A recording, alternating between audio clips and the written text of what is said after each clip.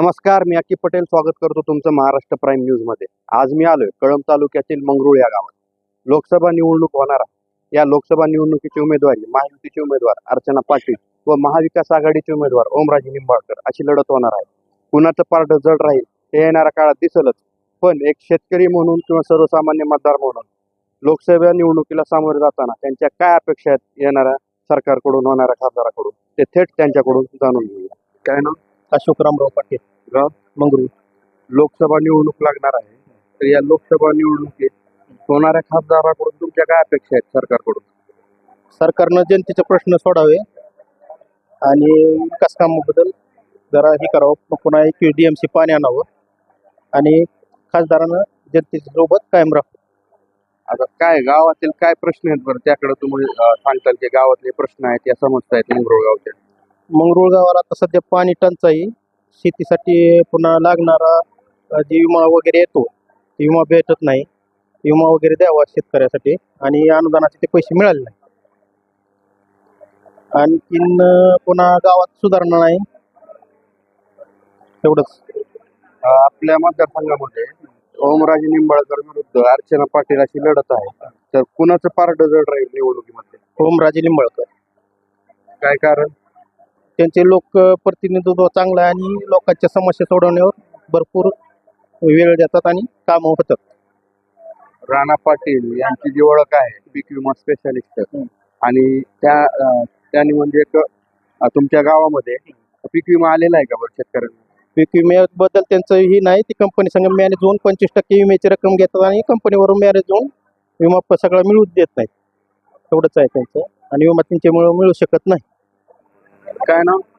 चंद्रकांत बाळासाहेब पाटील, गाव थामसवाडी। लोकसभा निवडणूक लागणार आहे, एक शेतकरी म्हणून तुमच्या सरकारकडे काय अपेक्षा आहे? शेतकऱ्याकडे अपेक्षा एकच आहे की शेतीमालाला भाव नाही आणि पिण्याची बाटली 20 रुपये लिटर आहे, दुधाला 25 रुपये भाव आहे। सोयाबीन पासून होणाऱ्या पदार्थाला भरपूर भाव आहे, सोयाबीनला भाव नाही। आणि शेतीसाठी जे भांडवल पुरवलं जातं त्या भांडवलाचा नुसता गोजावाज आहे। आणि हक्काचं अनुदान आणि विमा जो आहे त्या कुठल्याही लोकप्रतिनिधीने शेतकऱ्यांना अॅफिडेव्हिट दाखल केलेलं पुढारी आपल्या नावानं सांगतात आम्ही दाखल केलं म्हणून। आज अग्रिम रक्कम मिळून जवळजवळ 6 महिने झाले तरी बाकीचा विमा काहीही मिळाना गेला। यांनी सभा घ्यायला भरपूर पैसे आहेत, कोट्यवधी पैसे सभेवर ह्याच्या प्रचारासाठी खर्च केले, पण शेतकऱ्यासाठी शेतकऱ्याची बाजू आणि आर्थिक बाब मजबूत करण्यासाठी कुणी काही प्रयत्न करीना गेले। नुसतं स्वतःच्या नावासाठी निवडून येण्यापुरतं फक्त शेतकऱ्यापाशी येते। आता हे जे सरकार आहे सध्या, हे तर म्हणते की शेतकऱ्याचं सरकार आहे। शेतकऱ्यासाठी काय केलं एक गोष्ट सांगा? शेतकरी सन्मान निधी दिला जातो। काय सन्मान निधी काय करी? तर सोयाबीन मध्ये क्विंटल मागे 4000 हाणताव, लिटर माग 1 लिटर माग 20 रुपये हाणायला लागलेत आणि द्यायला लागलेत काय 2000 रुपये। अहो, हे काय दिवसानं हे सरकार जर आलं तर शेती सुद्धा करारावर घेतील आणि शेतकरी घरी बसवितील आणि कंपनीवाल्याला शेती करारावर देऊन शेतकऱ्याला देशदोडीला लावणार सरकार आहे। लोकसभा निवडणूक आपल्या इकडे जी होणार आहे, तर लढत होणार आहे ओमराजे निंबाळकर विरुद्ध अर्चना पाटील, तर कुणाचं पारड आपल्या मतदारसंघामध्ये? नाही, अर्चनाताई पाटलांचे सासरे गृहमंत्री होते, त्यांचे देशाच्या राजकारणात दबदबा होता, तरी त्यांनी उस्मानाबाद जिल्ह्याचा काही विकास केलेला नाही। आणि ओमराजे निवडून द्यायचं म्हणजे ती दगडापेक्षा इट करू म्हणून निवडून द्यायचं त्यांना, तरी फक्त त्या राणादादाला आणि डॉक्टर पाटलाला भक्कम विरोधक दुसरा कुणी तयार होणार गेला म्हणून ओमराजेला निवडून द्यायचं। नाहीतर ओमराजे लोकांसाठी काम काही चांगलं केलेलं नाही आजपर्यंत। काय नाव? दिलीप शिवाजी पुरी, गाव मंगरुळ। लोकसभा निवडणूक लागणार आहे, तर या लोकसभा निवडणुकीमध्ये एक मतदार म्हणून होणाऱ्या खासदाराकडून, येणाऱ्या सरकारकडून तुमच्या काय अपेक्षा आहेत? काय काम जनतेचे करावे, महागाई वाढली, महागाई कमी करावी, अनेक समस्या शेतकऱ्या समस्या आहेत, मराठा आरक्षण आहे, सगळ्याच समस्याला सहकार्य करावं सगळ्या पुढाऱ्यांनी, खासदार कोण उभा राहिले। आता ते मराठा आरक्षणाचा विषय आहे, तर मराठा समाजाला आरक्षण दिलं की 10% आरक्षण दिलं नाही का? ते फसवं आरक्षण आहे, काय नाही त्याच्यात, फसवं आरक्षण आहे। त्याच्या अगोदर दिलेलं कोर्टानं ते रद्द केलं, कोर्टानं रद्द होणारी माहीतच असते त्यांना, उगा ते गाजर दाखवलेलं असतं। जरांगे पाटील यांच्या मागे आधी समाज आहे का बरं, का विखुरला गेलाय? भरपूर समाज आहे, भरपूर इतर समाज आहे, आम्ही इतर समाज आहे, आम्ही इतर समाज पण जरांगेच्या पाठीमागे आहे। सगळ्यांनी सुखात राहावं, सगळ्यांनी आनंदात राहावं ही आमची भावना आहे. आता तुम्ही जे महागाईचा मुद्दा सांगितला कोण शेतकरीचा आहे, आज शेतकऱ्याच्या मालाला भाव नसल्यामुळे शेतकऱ्याच्या नशिबाला संघर्षच आहे. सरकार कोणतंही असू द्या, याच्या आधीचं सरकार महाविकास आघाडीचं होतं, महायुतीचं सरकार, पण शेतकऱ्याला आधीच्या थोडं 7-8 हजार पण सोयाबीनला भाव गेलेला होता. आज ते 4,500 पर्यंत आलाय.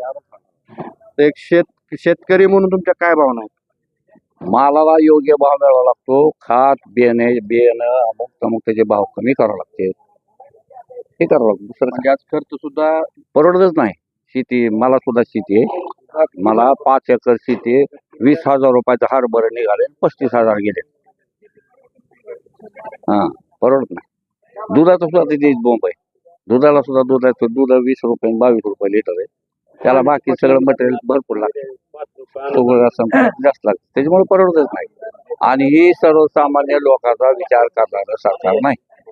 आता पीक विमा दिला जातो, 1 रुपयामध्ये पीक विमा भरला जातो. शेतकरी काय करायचं? पीक विमा 1 रुपयात पीक विमा कोणाला मिळतो, कोणाला नाही, कोणाला मिळतो, कोणाला नाही. बरं का, आलं का? त्याच्यामुळे ते काय नाही, सगळं काय सन्मान निधी म्हणून शेतकऱ्यांना 2,000 रुपये मिळते आणि गॅसमध्ये महिन्यातच आणते 1,500 रुपये थांबतो.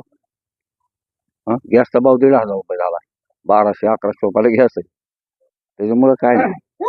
आज आता तुम्ही एक वयस्कर आहात, तुम्ही एक राजकारण पूर्वीपासून बघितलेलं आहे. आज ज्या पद्धतीने देशामध्ये राजकारण सुरू आहे, एक नैतिकता कुठं दिसत नाही. काय वाटतं बरं हे सगळं बघून? थोडासा राजकारण आहे सगळं. काय एकमेकाला लावतील, येतील, फिटिंग शिटिंग काय आहे. खरं बी तिथंच आणि खोटं बी तिथंच. सगळेच भ्रष्टाचार आहेत. कोण भ्रष्टाचार नाही, सगळेच. त्याच्यामुळे हे गडोड राजकारण आहे. हे किती आला ह्याचा मतदान कोणाला करावं हे अडचण आहे. कोण शहाणा कोण येडा काय नाही असं झालं. काय नाव? निंबाळक निखिल मधुकर. गाव मंगरूळ. लोकसभा निवडणूक लागणार आहे, तर गावातील काय प्रश्न आहेत बरं जे खासदारांनी होणाऱ्या खासदारांनी सोडवले? लाईट, पाणी, रस्ते. लोकसभा निवडणुकीमध्ये शेतकरी म्हणून तुमच्या काय अपेक्षा आहेत? म्हणजे शेतमालाला भाव वगैरे भेटते का? असं वाटतं की तुम्हाला की हे जे सरकार आहे शेतकऱ्याचं सरकार आहे? नाही सरकार सत्य सगळं नाही. पीक विमा अनुदान नाही काय नाही. भेटत नाही. कधी कधी कोणता भेटलेला नाही तो पीक विमा वगैरे काहीच नाही भेटला. शेतकरी सन्मान निधी नाही, ते पैसे येत नाहीत तुम्हाला सरकारकडून 6,000 रुपये. तर आता आपल्या इकडे जी निवडणूक होणार आहे मतदारसंघामध्ये, ओमराजे निंबाळकर विरुद्ध अर्चना पाटील अशी लढत होणार आहे. तर कुणाचं पारड जड राहील बरं? निंबाळकर ओमराजे. काय कारण? जनतेची कामं निंबाळकर फोन उचलते येत. गाव मंगरूळ. लोकसभा निवडणूक लागणार आहे, तर या लोकसभा निवडणुकीमध्ये एक सामान्य नागरिक म्हणून मतदार म्हणून तुमच्या सरकारकडून काय अपेक्षा आहेत? काय नाही, शेतीमालाला भाव पाहिजे. शेतीमालाला भाव नाही. GST मुळे लोक त्रस्त. शेतकऱ्याला सोयाबीनला भाव नाही. कांद्याची निर्यात केल्यामुळे कांद्याला भाव नाही. सोयाबीनचा भाव आता किती चालू आहे? सोयाबीनचा भाव सध्या 4,400 भाव झाला. पहिले 7,000, 8,000 भाव होता काँग्रेसच्या काळामध्ये. आज खर्च निघतंय का बरं? खर्च निघत नाही आता. नाही. काय जनावर वगैरे आहेत का काही? जनावर आहेत. काय म्हैस गाय. बरं, आता तुम्ही जे जोड व्यवसाय म्हणून शेतकरी जनावर सांभाळतो हो. आणि त्याच्यानंतर ते दुधाचा व्यवसाय जे आहे हा. ते परवडतंय का बरं? काय परवडत? पाण्याच्या बाटलीचा भाव 20 रुपये, दुधाचा भाव 22 रुपये. त्यामुळे शेतकऱ्याला तर काहीच परवडत नाही. पीक विमा आलाय का बरं तुमचा? किंवा काय निम्म्या लोकांना पीक विमा आलेलाच नाही. आता समजा आपल्या मतदारसंघामध्ये महायुतीचे उमेदवार अर्चना पाटील आहे आणि महाविकास आघाडीचे उमेदवार ओमराजे निंबाळकर आहे. तर या दोघांपैकी म्हणजे या दोघांमध्ये जेव्हा लढत होईल तर कुणाचं पारड जड राहील? ओमराजेचा गरीब जनतेशी जास्त संबंध आहे. ओमराजेचा. काय नाव? ऋषिकेश शिंदे. गाव मंगरूळ. लोकसभा निवडणूक लागणार आहे, तर लोकसभा निवडणुकीमध्ये ओमराजे निंबाळकर विरुद्ध अर्चना पाटील अशी लढत आहे, तर कुणाचं पारड जड राहील बरं? अर्चना पाटील. काय कारण काय अर्चना पाटील पारड जड राहील? महिलांना नेतृत्व दिलेलं आहे आणि केंद्रात मोदी सरकारची गरज आहे. कारण का मोदी सरकारला विरोध करण्यासारखं जो विरोधी पक्षाकडे कोणतंही नेतृत्व नाही आहे सध्याच्याला. स्वतः राहुल गांधींना स्वतःची खासदारकी वाचवता आलेली नाही, त्यामुळं मोदी सरकार नेतृत्व केंद्रात कोणाही देऊ शकत नाही. आता ही सरकार आहे हे शेतकऱ्यांचं सरकार म्हणते, शेतकऱ्यांचं सरकार आहे का? वाटतंय का शेतमालाला भाव नाहीये काही नाही? नाही महाराष्ट्रामधून गळचिपी झाल्यामुळे सरकार बदलल्यामुळे वरचं केंद्रातलं नेतृत्व ढासळल्यासारखं झालं, त्यामुळे थोडं अडचणी आल्या. पण केंद्रात आणि राज्यात एकच सरकार झालं तर निश्चितच शेतकऱ्यांचा फायदा होणार आहे. राणा पाटील यांची ओळख पीक विमा स्पेशालिस्ट म्हणून आपल्या जिल्ह्यात आहे. तर गावातील शेतकऱ्यांना पीक विमा भेटलाय का? हा भेटलाय, स्वतः मी त्याचा हे आहे, मला स्वतः विमा भेटलेला आहे आणि दादाच्या मुळेच विमा भेटलेला आहे आम्हाला सगळ्यांना, याची आम्ही गण देतो. काय नाव आहे? अशोक शिवाजी रीतापुरे, गाव मंगरूळ. लोकसभा निवडणूक लागणार आहे, तर जी होणारा जी खासदार असेल येणाऱ्या सरकारकडून तुमच्या शेतकरी म्हणून तुमच्या काय अपेक्षा आहेत बरं सरकारकडून? सरकारकडून फक्त आम्हाला हीच आहे की आमची नुकसान भरपाई ती द्यावी. आमचा खासदार तर आहेच, कोण आहे? ओमराजे लिंबळकर. हा. हो, पट्ट सांगतो, ही काहीच दिना गेले तर काहीच गुंडाळून बसायला लागले. ही तर शेतकऱ्यांचं सरकार आहे म्हणून सांगते की सरकार. सांगताय पण कवाच वाटप नाही, काहीच नाही बोलणार. पीक विमा जे आहे, पीक हा. विमा भरण्यासाठी पहिल्यांदा हजारो रुपये खर्च व्हायचा. हा, आता 1 रुपयामध्ये पीक विमा भरला जातो. तुम्ही का आणि दिला? आणि दुसरी गोष्ट, शेतकरी सन्मान निधी हा शेतकऱ्यांना दिला जातो. मग ती शेतकऱ्यांचा विचार करते ना मग सरकार. तुम्ही दिला का? तुम्ही नुसतं कुठे आश्वासन देता? चुकीचं आहे का? द्या ना तुम्ही, तुमच्या माग आम्ही चालतो. मग पडलं याद्या बघा, कुठं बघा, याद्या सुद्धा बघा भेटणार, कुठलं काय आलेलं सुद्धा कळा ना. खात्यावर दिसत नाही का? नाही ना, खात्यावर गेल्यावर तर रुपये बी नसतो. काय नाव? राममाळी, गाव मंगरूळ. लोकसभा निवडणूक लागणार आहे, तर एक शेतकरी म्हणून तुमच्या सरकारकडून काय अपेक्षा आहेत बरं? शेतकरी म्हणून मी अपेक्षा काय नाहीत माझ्याकडून. सरकार चांगले आहे, भाजप सरकार.